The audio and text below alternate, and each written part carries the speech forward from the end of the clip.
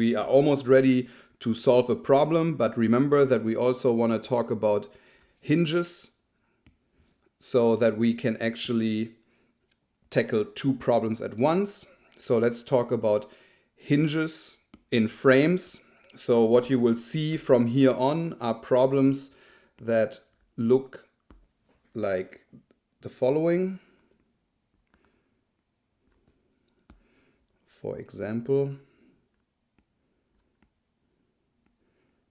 so I have two vertical members and one horizontal member, which is split by a hinge, and that hinge is right there. And now I need four support reactions, because if, for example, this was a roller, so if this support here, what I call A, would be a roller, this hinge would pretty much allow the system to slide out left and right. And so this would be a kinematic system and we could not solve anything. Therefore, I have to erase my roller support here and turn it into a pin. And that looks strange on the first glimpse for us because we have 1, 2, 3, 4 support reactions. And that is difficult for us to solve usually. So let's say I call this here RAY and this here RAX, then RBY and RBX. And so I have four support reactions, which is completely counterintuitive compared to what we have dealt with before. But it is absolutely necessary in this case because of our hinge here at the top. Otherwise, the system would just slide out. And so this is the minimum support reactions we need to create stability in this frame. Of course, in real life, you always will find that there's some load on the system. So let's just call this here F1. But the question now for us would be, how do we solve this? And of course, as every problem we dealt with before, if we want to talk about the internal forces, we need to find the external forces first. And the external forces in this case are the support reaction. In fact, that's what we're talking about here to begin with. So the support reactions. The question is, how do we calculate those support reactions? And the easiest way to do so is to set up two equations with the two same unknowns. So let me elaborate on that. For example, let's say I want to find RBY and RBX. Then I could pretty much have a subsystem that passes through the hinge, because remember that M at the hinge is equal to 0. And so I can create a cut that I'm going to call cut 1, if you will, in which RBY and RBX exist. And now I need to create a second cut in which the same two unknowns are represented. Before I show you that, let me show you a very common mistake that students tend to make.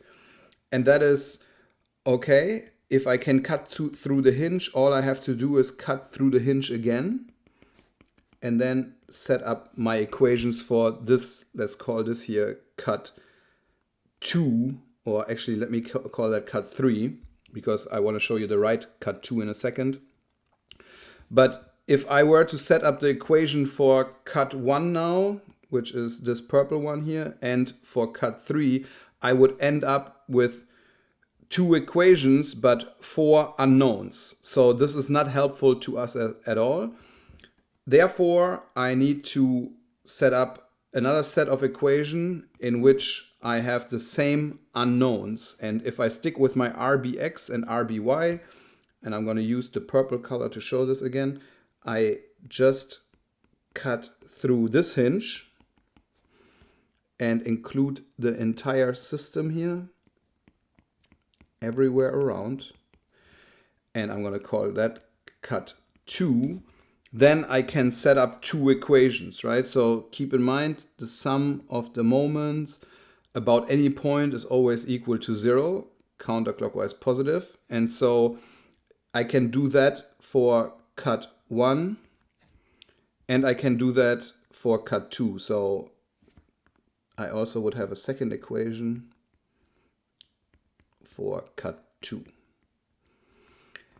And of course, here in this example, we have no dimensions and no force really.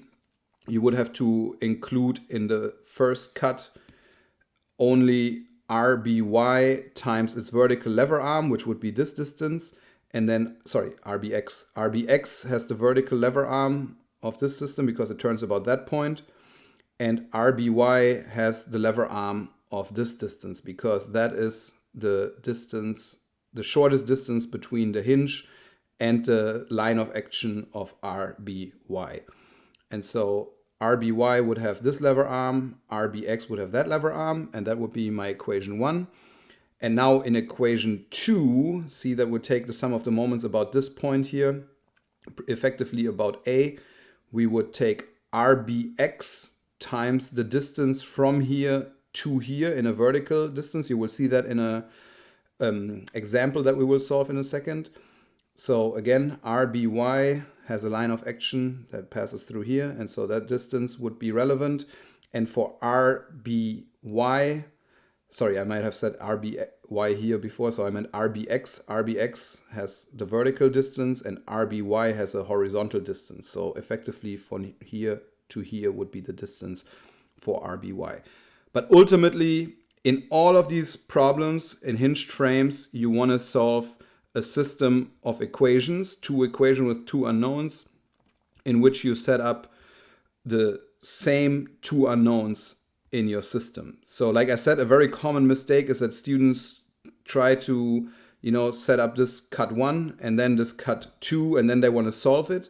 But what those students did not account for is that then they end up with two equations with four unknowns, and that's unsolvable.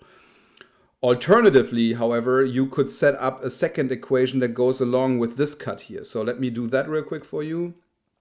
So you can also set up another cut which goes through the support at B. And so I could pretty much include everything here. And I guess I can call that cut 4.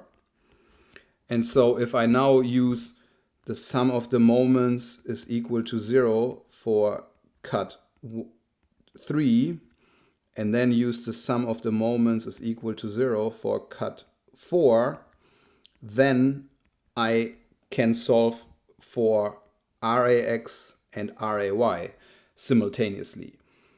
But I cannot mix the two. So the easiest way is always to think of these support reactions as two equations with two unknowns. And I need to find, of course, the two equations that use the same two unknowns. So in this case, it would be either the purple or the green component. And that concludes the support reactions for hinged frames.